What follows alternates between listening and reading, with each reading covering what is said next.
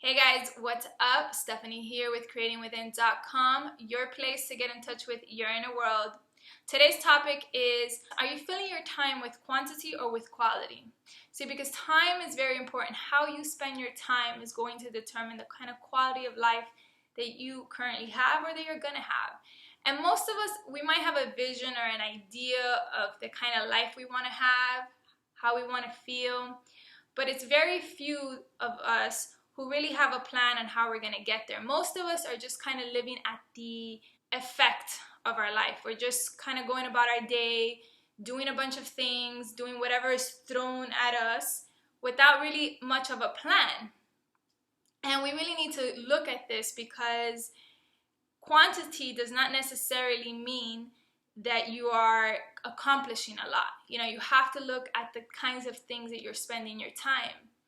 And this busy syndrome that we have, especially in today's society, for many of us, we feel that it's a virtue. But in fact, it's actually not, because if you are constantly doing things and you have this constant need for endless activity, you might not know this, but it is stemming from something deeper. It's you trying to overcome this sense of failure that you feel inside.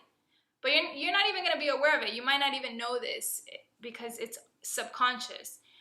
So you're doing, but no matter how much you do, no matter how much of your to-do list you go through, you never truly ever really feel satisfied at the end of it. And this is because there is something deeper underneath your need for constant, endless activity. And you're just either not aware of it or you're not willing to look at it. So I want you to just pause for a minute and look at your life and see, do you fall under this category? Are you a person who is constantly busy and you feel very overwhelmed in your life consistently? Because when we constantly feel overwhelmed, it's a sign that we don't know how to manage our life well. And if we don't know how to manage our life well, it really comes down to prioritizing, not knowing how to prioritize, not knowing how to say no.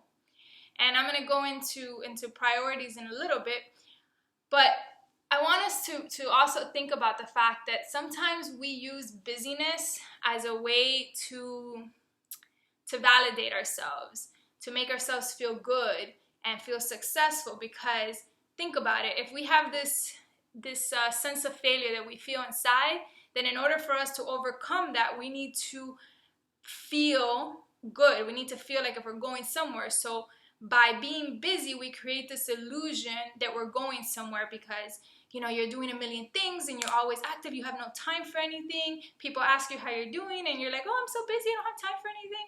And it's like this false sense of self that you get, and you feel like, hey, I must be important because look, I'm so busy, I have time for nothing. I'm doing all these things, I have all these projects going on. It makes you feel like you got it going on. And for some, yes, it might be true, but for a lot of us, in the end, all of those things that we're doing is really amounting to nothing, because it's not really getting us anywhere, or at least it's not getting us closer to the kind of life that you truly want to have. It's just distractions, it's just fillers, filling up your time. So some ways that can help you kind of combat this busy syndrome is knowing how to prioritize. But before you can know how to prioritize, I have come to find that you need these two things in order to really be able to prioritize your life on a deeper level. And that is, you first need to figure out what your unmet needs are. Because as humans, no matter who you are, all of us, every single one of us, we are all operating in a way that we are trying to get our needs met. Now, how we get our needs met, it's different for all of us. And that's the key. If you know what your unmet needs are, then you can be in control of how and what type of vehicles you use in order to meet your needs. But when you're unconscious, when you don't really know what it is that you need or what your unmet needs are, well then you're going to still get them met, but you're going to do it in a way that is probably unhealthy and can even be self-destructive in some cases. So becoming aware of what these needs are is a huge step. And that could be anything from maybe you need more intimacy, maybe more passion, maybe you have a need to feel more connected, to feel appreciated, to feel successful, to be known, to be seen. There's a whole list of needs. You got to figure out what those are for you. The second thing you got to do is you got to sit down and really figure out what is important in your life. Is it family? Is it to have more time because it equals freedom? Is it to have peace of mind? Is it to be healthier? Is it to create and be creative? There's a whole array of things. What is important to you? Not what you think should be important to you or based on anybody else, but really, what is it what is the kind of life that you want to have?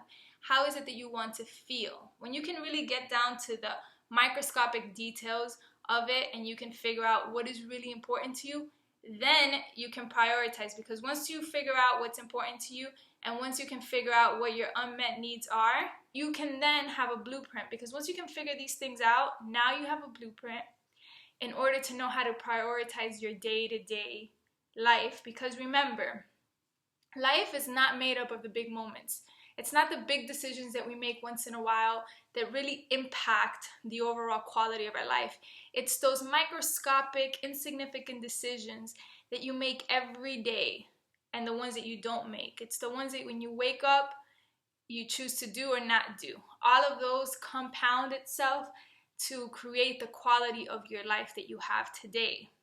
So sometimes you need to really look at the small details before you can focus on the big picture of your life. Anyways, guys, I hope that this video has helped you.